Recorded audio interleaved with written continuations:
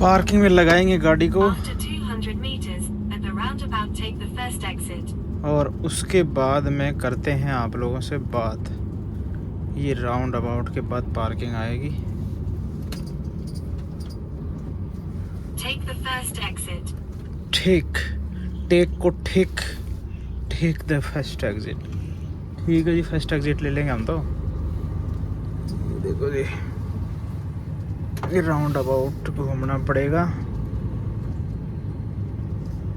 और round about घूम के ट्रकों की पार्किंग इधर है भैया, ट्रक इधर है। After 400 meters, take the second right. हाँ सही कह रही है मैडम जी, आप सही कह रही हैं। आप जैसा कहेंगी हम वैसा ही करेंगे। हाँ ये है भाई, उधर से भी आते हैं ट्रक तो। वो DHL वाला हमारा क्रॉस करके गया था, वो इधर ही खड़ा है। ऐसे ही लाइन में खड़ा करना पड़ेगा भाई। नहीं नहीं, इधर क्यों, उधर ही चलेंगे फिर।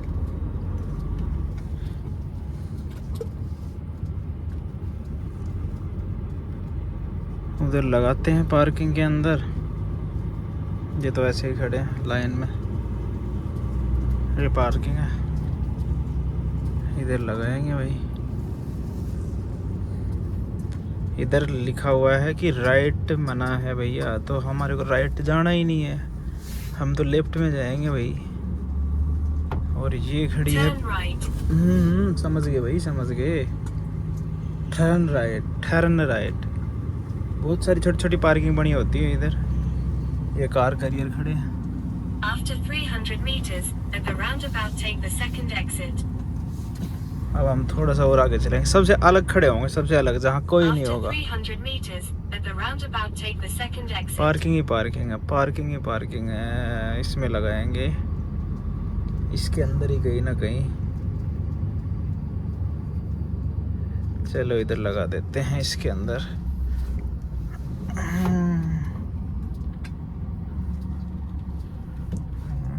लो जी, आ गया है हमारा। ये हो गया सीधा ठरक। लो, इधर भी ठीक है मामला और इधर भी ठीक है। रुका, रुकते ही देखो टेको के अंदर है ना, ये हैमर आ गया। अब इसको हम रेस्ट पे करेंगे। ये लो जी, ये 45 मिनट का ब्रेक लेंगे। अब हमारी गाड़ी चल चुकी है 3 घंटे 27 मिनट। ठीक है, ये ड्राइव टाइम 3 घंटे, हमारे पास बचा 1 घंटा 3 मिनट। लेकिन हम लेंगे ब्रेक अपना, उसके बाद ही आगे ड्राइव करेंगे। ये जी, तो ये कुछ नज़ारा है भाई। अब आपसे बात करते हैं, आपको बताते हैं हमारी जर्नी। मैं इंडिया से यूरोप कैसे आया, आपको बताते हैं हम जर्नी की शुरुआत करते हैं। जर्नी की शुरुआत इस तरीके से होती है भाई साहब, बड़ी लंबी कहानी है, शुरू से ही करते हैं। गाड़ी को करते हैं पहले तो बंद। मैंने 2011 में करी थी 10th क्लास पास। उसके बाद में मैंने 2013 के अंदर 12वीं पास कर ली थी। मैथ साइंस से था मैं, PCM सब्जेक्ट था मेरा, फिजिक्स केमिस्ट्री मैथ। लेकिन मैं इतना वो नहीं था इंटेलिजेंट, मेरा मन था ही नहीं इसके अंदर। लेकिन वही बात है ना, जब तुम 10th क्लास पास करते हो तो दोस्तों के चक्कर में आके कि वो भी फिजिक्स केमिस्ट्री ले रहा है, वो भी फिजिक्स केमिस्ट्री मैथ ले रहा है, साइंस ले रहा है, तो उधर ही चलो उधर ही चलो। तो भाई उनके चक्कर में आके, घर वालों को बेचारों को पता नहीं था इतना कि क्या होता है वो, मेरे को भी नहीं अंदाजा था, उनके चक्कर में आके और भाई उसमें साइंस वाली क्लास में बैठ गया। तो क्या हुआ भाई, वो साइन थीटा कोस थीटा समझ में कुछ आया नहीं मामला। अब क्या हुआ, 11वीं क्लास तो जैसे तैसे पास कर ली। अब बारी आई 12वीं क्लास की। 12वीं के अंदर भाई कुछ भी पल्ले नहीं पड़ा, फिजिक्स केमिस्ट्री मैथ, मतलब कोशिश बहुत करी, कुछ दिमाग भी नहीं लगा, मतलब बात बनी नहीं। 50% बनी 12वीं में, मज़ा नहीं आया। ठीक है, लेकिन कोई नहीं, 12वीं पास हो गए, बस इतना हो गया। उसके बाद में कॉलेज करने की सोची, 3-4 साल का गैप लग गया, क्योंकि भाई हमारे को पता है नहीं, एक बार जब स्कूल से आज़ाद होता है ना नया नया कोई भी बंदा, ठीक है, स्कूल लाइफ से, तो वो फ्रीडम मिलती है उसको, वो घूमता है कि भाई स्कूल में नहीं जाना, अब तो मौज होगी हर चीज़ की। तो वही दोस्तों के चक्कर में आके कॉलेज वाला प्रोग्राम भी फेल कर दिया। घूमते रहे इधर, उसमें करवाएंगे एडमिशन, उसमें करवाएंगे, उसमें करवाएंगे। एक कॉलेज में एडमिशन के लिए दे दिया अपने डॉक्यूमेंट। हमारे राजस्थान में क्या छात्रवृत्ति मिलती है, ठीक है, उसमें फर्स्ट ईयर में। तो वो पैसे आए थे 8-10 हज़ार रुपये, वो उड़ा दिए, गए नहीं उधर। वो ओरिजिनल मार्कशीट जमा कर दी उस कॉलेज के अंदर ठीक है, ऐसे घूमते रहे भाई। टाइम निकलता गया, टाइम निकलता गया। उसके बाद में अब क्या करें भाई, एजुकेशन कर नहीं रहे तो करे क्या। फिर क्या है कि हमारे इधर राजस्थान में आर्मी का क्रेज ज़्यादा था। इंडियन आर्मी का बच्चे बहुत ज़्यादा जाते हैं उसके अंदर, आर्मी के अंदर तैयारी करते थे पहले भी। हमारे ऐसे जो बड़े सीनियर थे वो भी, तो हम भी उसी लाइन में लग गए कि भाई इसकी तैयारी करो, अब तो बस रनिंग वगैरह करो, फिजिकल बनाओ और भर्ती में जाओ और वहाँ फौज में भर्ती हो जाओ। ठीक है जी। इतना वो नहीं था एजुकेशन का, ज़्यादा स्टैंडर्ड नहीं होता उसके अंदर। फिजिकल बेस के ऊपर, रनिंग के ऊपर ही होता था पहले। अब तो पेपर भी हो गया है, पहले भी होता था पर इतना नहीं था। मतलब लोग फिजिकली ज़्यादा टफ मानते थे।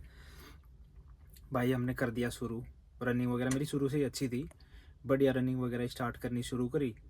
और उसके बाद में 17.5 साल की उम्र में पहली भर्ती में देखने के लिए गया। हैप्पी डेविड बना के ले गया, क्योंकि 18 से नीचे नहीं देख सकते। 17.5 में देख सकता है, पर वो उसकी पेरेंट्स की अनुमति चाहिए, तो वो बनवाया। 17.5 की उम्र में देखने गया। हमारा झुंझुनू डिस्ट्रिक्ट पड़ता है, वहाँ पे ओपन रैली आती थी साल में 2 बार। तो वो देखने के लिए गया। 2014 की बात है शायद ये, या 13-14 की ऐसी कुछ है। तो वो देखने गया तो भाई मैं रनिंग में रह गया। मेरी रनिंग बड़ी अच्छी थी, लेकिन मेरे को एक टेक्निक होती है ना, एक एक्सपीरियंस होता, वो नहीं था। तो उसमें रह गया, कोई बात नहीं। दोबारा तैयारी की, 6 महीने बाद दोबारा एक्सीलेंट रेस मार दी। रेस मारने के बाद भाई मेरी हाइट थी, उसमें लेते हैं जीडी के अंदर मैंने देखी थी। इसके अंदर 3 वो होती है, कलर के अंदर एक जीडी, एक ट्रेड। तो जीडी के अंदर मैंने देखी थी, तो उसके अंदर 1,70 लेते हैं, मतलब 1 मीटर 70 सेंटीमीटर हाइट लेते हैं। तो मेरी हाइट उन्होंने करी 169.5, मतलब 0.5 सेंटीमीटर, इतनी मेरी कम कर दी, मुझे आउट कर दिया। कोई बात नहीं, हार नहीं मानी, दोबारा तैयारी करी, दोबारा गया, दोबारा मेरी 169 ही कर दी हाइट। एक्सीलेंट रेस उसमें मार दी मैंने। कम से कम भी 4-5 बार रेस उसके अंदर मारी। फिर मेरी हिम्मत टूट गई। मैं यार अब इसमें फ़ायदा तो है नहीं। कल रक में मैं देख सकता था, लेकिन मेरे पास नंबर नहीं थे इतने। कल रक में नंबर चाहिए, फर्स्ट डिवीज़न चाहिए 10th और 12th में, मेरे पास नहीं था इतना जुगाड़। और उसके बाद में भाई धीरे धीरे फिर करते गए। फिर उसके साथ साथ अब खर्चा पानी घर वाले थोड़ा बहुत देते थे, इतने पैसे समर्थ नहीं थे, पैसे वाले नहीं थे। तो मैंने अपना क्या किया सिस्टम, तो मैंने क्या किया साइड इनकम के लिए कि यार कुछ भर्ती का खर्चा आ जाए, कुछ अपना खर्चा आ जाए। उसके लिए मैंने थोड़ी मोड़ी वो मजदूरी वगैरह करनी शुरू कर दी कि भाई कहीं दाएं बाएं कोई भी मजदूरी मिल जाए, 200 400 500 रुपये मिल जाए तो ठीक, अपना काम चल जाएगा। जैसे खेतों में लावणी होती है हमारे, जैसे सरसों की कटाई, गेहूं की कटाई और बाजरे की कटाई, ये जो होती है इसके अंदर मजदूर जाते हैं। तो वो हमने भी की, गया, मैं भी गया उसके अंदर। मेरे को शुरू में मजदूरी थी 300-400 रुपये थी, फिर 500 ऐसे कुछ, वो करी, उससे कमाए पैसे। फिर ये जो इसका काम होता है, अपने मकान बनाते हैं तो वो मिस्त्री का काम होता है ना, उसके साथ जो हेल्पर होता है वो काम भी मैंने बहुत किया। जो ये रोड बनाते हैं अपने गांव के अंदर, जो रोड नहीं बनती छोटी छोटी गलियों के अंदर, सीमेंटेड रोड जो बनती है, उनके ऊपर जो काम करते हैं मशीन से जो बनती है, वो भी मैंने किया बहुत दिन तक। उसमें भी मैंने पैसे कमाए। ठीक है, उससे अपना गुजारा करता था। अपना कुछ छोटे मोटे कोई कपड़े खरीद लिए, कुछ खरीद लिया, ऐसा करता था। उसके बाद में भाई एक बंदा मिला, फिर मैं उसके साथ चला गया किधर, टाइल, जो अपने बाथरूम वगैरह में मकानों के अंदर टाइल लगती है ना, इस टाइल के काम के अंदर मैं महाराष्ट्र चला गया। महाराष्ट्र के अंदर मैंने टाइल का काम किया। अब नीचे से किया नहीं, उसके अंदर वो हेल्परी का काम किया। तो वहाँ नीचे वो टाइल उठानी, वो नीचे से वो डस्ट बजरी जो उठा कर तीसरी मंजिल पे ले जाना, भाई बड़ा प्रॉब्लम हो गई। 1 महीने वहाँ काम किया, परेशान हो गया, वापस आ गया।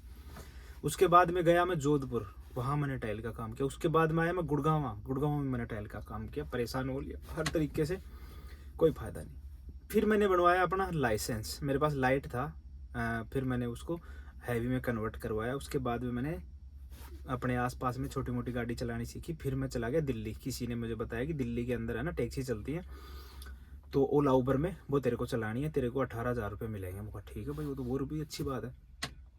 फिर मैं चला गया, वेगनार गाड़ी मैंने वहाँ चलाई कम से कम भी 1-1.5 साल, दिल्ली के अंदर, 2017 की बात है। वहाँ पे मैंने ओला उबर में चलाई, अच्छा ड्राइवर बन गया वहाँ पे। पहले थोड़ा कम था, फिर दिल्ली के अंदर कभी इसमें ठोक दी, कभी उसमें ठोक दी, फिर बन गया बढ़िया ड्राइवर। और ठुकने पिटने के बाद ही ड्राइवर बनता है, ऐसे नहीं बनता। ठीक है। तो वहाँ पे मैंने 1 डेढ़ साल चलाई बढ़िया, दिल्ली गुड़गांव एनसीआर के अंदर। DL1RT 1083 ये गाड़ी नंबर था, आज भी मुझे याद है। वेगनार थी मेरे पास, DL1RTA 1083।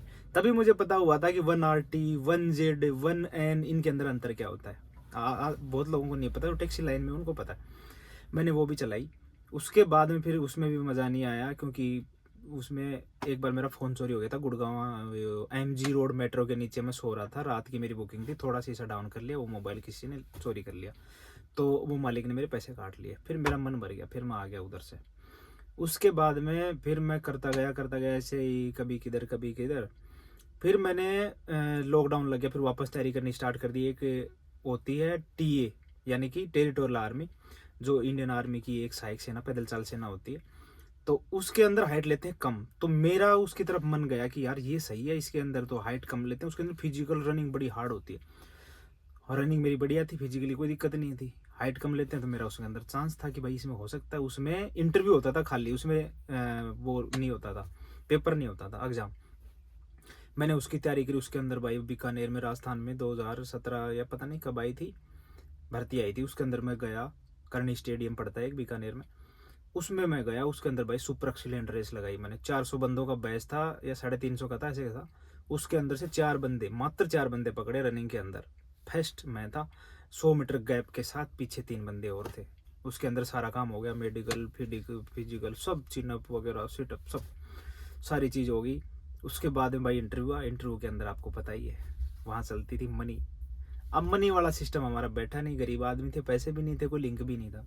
मेरे साथ का एक बंदा था, उसने पैसे दे दिए, उसका लिंक था, वो भर्ती हो गया, मैं रह गया। चलो कोई बात नहीं भाई, दुख हुआ बहुत ज़्यादा, पर क्या करें।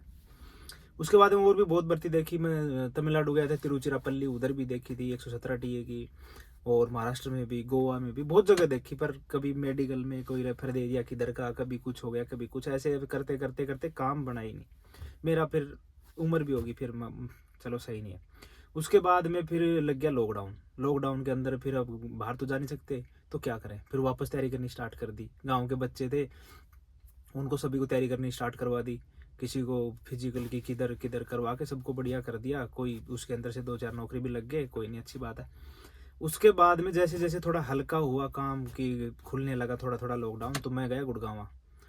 मेरे पास दिल्ली गुड़गांव जाने के पैसे भी नहीं थे, किराए के एक दोस्त से उधार लेके गया था 500 रुपये। मैं जाता था, जॉब सर्च करता था इसके ऊपर, मोबाइल के ऊपर, कि वहाँ जॉब मिलेगी, पैकिंग की जॉब है उधर, वो जॉब है, ऐसे ऐसे डालते रहते हैं ना। वहाँ जाता, सुबह बस में बैठ के, 200 रुपये किराया था एक साइड, 150 रुपये। जाता था, देखता था, बात करता था, वो नहीं भाई इसमें तो 8,000 रुपये मिलेंगे, इसमें 10,000 रुपये, इसमें 10 घंटे काम, इसमें 12 घंटे काम, बात नहीं बनी, वापस आ जाता था। फिर एक होती है ये सिक्योरिटी गार्ड की नौकरी होती है ना, 4 ग्रुप की, G4S। इसके अंदर मैं गया भाई, गुड़गांव के अंदर। और वहाँ पे मेरे को वर्दी मिली, वो सारा काम हो गया। बोला ठीक है, तेरी 16-16,500 रुपये सैलरी है, तेरे को यहाँ सिक्योरिटी गार्ड की नौकरी करनी है 12 घंटे। ठीक है जी, कोई नहीं, करेंगे भाई। वहाँ पे मैंने किया 15-20 दिन। फिर क्या हुआ कि किसी एक बंदे से मेरा झगड़ा सा हो गया छोटा मोटा, वहाँ भी मैंने छोड़ दिया। उसके बाद में वापस घर आ गया। अब मैं सोच रहा था कि यार ड्राइविंग लाइन ही ठीक है, क्या किया जाए, ड्राइविंग लाइन में कुछ अच्छा किया जाए। तो उसके लिए फिर एक बंदा मेरे गांव का ही था, वो काम करता था जयपुर के अंदर। नहीं नहीं नहीं, सॉरी सॉरी सॉरी। फिर उसके अंदर मैंने क्या किया, एक स्कूल की बस थी हमारे यहाँ गांव के अंदर। एक हमारा एज में थोड़ा अंकल सा लगता है, वो बस चलाता था स्कूल की। तो मैंने सोचा यार बड़ी बस चलाई जाए, इसके ऊपर हेल्पर ही करेंगे, धीरे धीरे सीख लेंगे, कोई नहीं। तो उसने मेरे को हेल्पर लगवा लिया, और मैं करता था बस की, झाड़ू लगाता था, उसकी सफाई करता था, सारा काम, बच्चे चढ़ाना उतारना स्कूल के अंदर, सब मेरा काम था।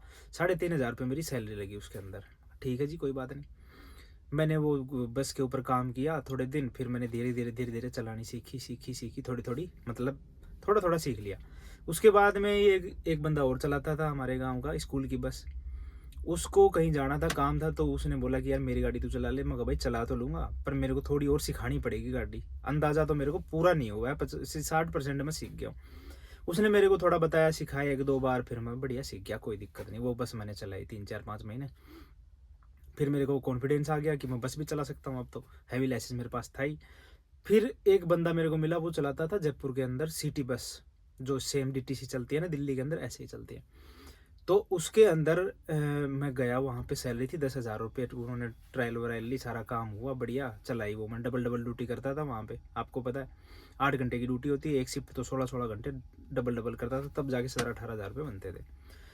तो वहाँ चलाई मैंने 7-8 महीने। फिर उससे भी मन भर गया, फिर एक रोडवेज बस चलाई मैंने। डिलक्स डिपो पड़ता है जयपुर में, एक विद्याधर नगर डिपो, एक डिलक्स डिपो है रोडवेज का। तो वो कॉन्ट्रैक्ट पे बसें लगी हुई थी, स्टार लाइन। 3 प्रकार की बसें होती हैं रोडवेज के अंदर राजस्थान में। एक तो सबसे डाउन, जो सबसे नीचे की होती है, वो होती है ब्लू लाइन, फिर स्टार लाइन, और फिर वोल्वो।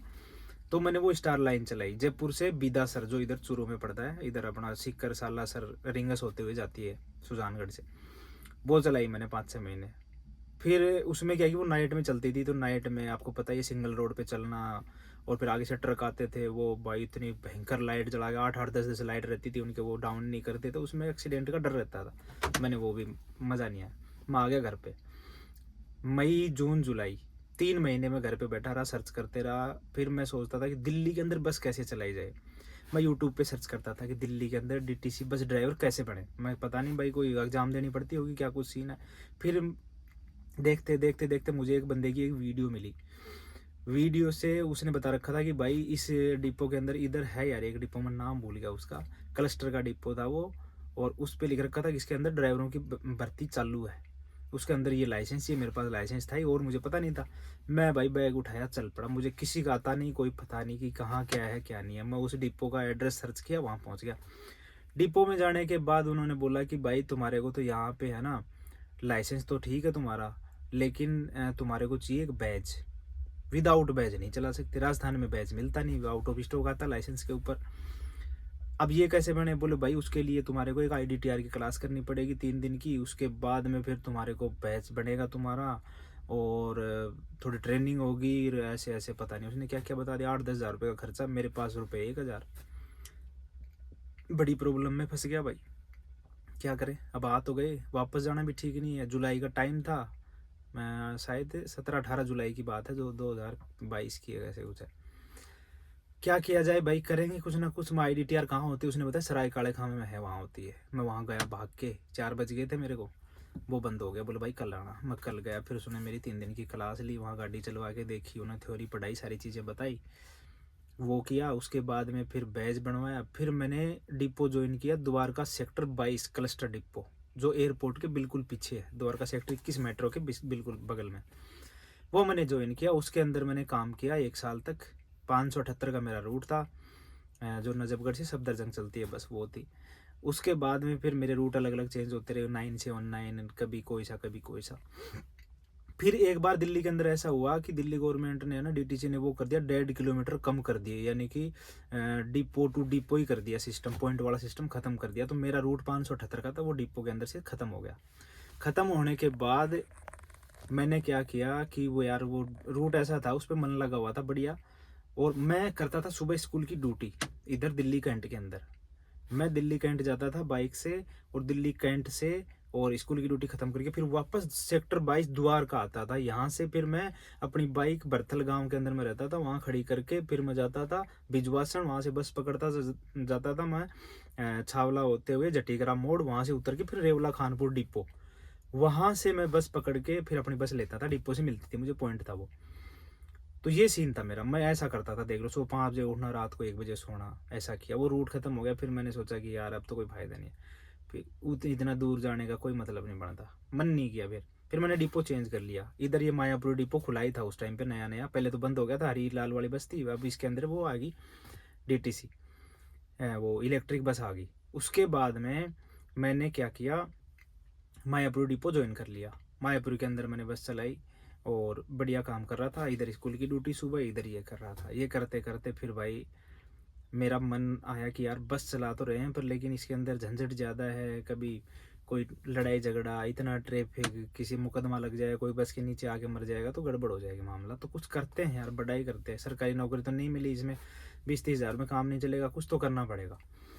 उसके बाद में मुझे कहीं से आइडिया लगा कि इधर है ना, यूरोप के अंदर भी बसें चलती हैं, तो मैंने सर्च करना शुरू किया। तो एक बंदा था अपने इधर का, सीकर का, उसने एक वीडियो डाली कि ऐसे ऐसे वहाँ बंदे, पोलैंड इधर कोई बंदा बस चलाता है, तो वो बस की है उसके पास जॉब। तो मैंने उसको कांटेक्ट किया, उसने बताया कि ऐसे डॉक्यूमेंट बनाओ, उसने मेरी फाइल वगैरह लगवाई, सारा काम हुआ। पर उस टाइम पे ये कंट्री जो थी ना लिथुआनिया की, लिथुआनिया बस ड्राइवर का था, तो वो कंट्री उस टाइम पे बंद हो गई। बंदे की गलती नहीं थी, उसने कोशिश पूरी करी थी, पर वो किस्मत की बात होती है, कंट्री बंद होगी। मगर बस वाला सिस्टम फेल। अब क्या किया जाए, अब मगर जाना तो है, एक बार सोच लिया तो चलो किसी भी तरीके से कोई दूसरी चीज़ में चले जाएंगे, बोलो ट्रक ड्राइवर में। मेरा मन नहीं था, पर मैंने चलो एक बार घुसते हैं अंदर, फिर देखते हैं। फिर मैंने किसी दूसरे बंदे के थ्रू फाइल वगैरह लगवाई, उसने डिले कर दिया, करते करते 3 महीने का नाम लेता, करते करते हमारे को बीच में एक ब्लू कार्ड का सिस्टम में फंसा दिया। ऐसे करते करते 7-8 महीने हो गए, फिर जाके वीज़ा लगा। उसके बाद में फिर मैं यहाँ आया ट्रक में। मैंने कभी ट्रक नहीं चलाया, लेकिन यहाँ पे आने के बाद हो गया, देखो एक्सपीरियंस धीरे धीरे हो जाता है, कॉन्फिडेंस भी होता है, सारी चीज़ें होती हैं। ये सीन था। अब मैं यूरोप के अंदर हूँ, फिलहाल मैं चला रहा हूँ ट्रक, पूरे यूरोप में घूमता हूँ इधर उधर, कोई दिक्कत नहीं है। शुरू में दिक्कत आती है, तो भाई देख लो, सब कुछ मैंने अपने दम के ऊपर किया है, किसी से कोई इतनी ज़्यादा हेल्प नहीं ली, या मुझे किसी ने कोई गाइडेंस नहीं किया, कुछ नहीं किया। और इतना मेरा कोई बैकग्राउंड मजबूत 1% भी नहीं है। ठीक है जी, तो आप भी कर सकते हैं, कोई मुश्किल नहीं। ये मेरी जर्नी थी शुरू से लेके अब तक की, जो मैंने आपको बताई। बीच में बहुत मुश्किलें आई, बहुत झंझट हुए, लेकिन वो एक ज़्यादा डीपली हो जाएगा। इसीलिए मैं आपको कहता हूँ कि भाई निकलो, बाहर निकलो। पूरी वीडियो देखना, आप ज़रूर देखना, आपको सीखने को बहुत कुछ मिलेगा। आप कहीं भी धक्के खा रहे हो, परेशान हो रहे हो, उससे अच्छा भाई बाहर निकलो, करो कुछ ना कुछ। ठीक है, आपको मतलब ज़िंदगी बहुत लंबी है, यही नहीं गुजारनी, कीड़े मकोड़े बन के नहीं जीना है। वो काम करो जिसमें इंसान की कदर हो, इज्जत हो। ठीक है, और जितना आप काम करते हो उतना आपको पैसा मिले। ठीक है जी, वीडियो अच्छी लगे तो शेयर ज़रूर करना, लाइक कमेंट कर देना। ठीक है जी, धन्यवाद।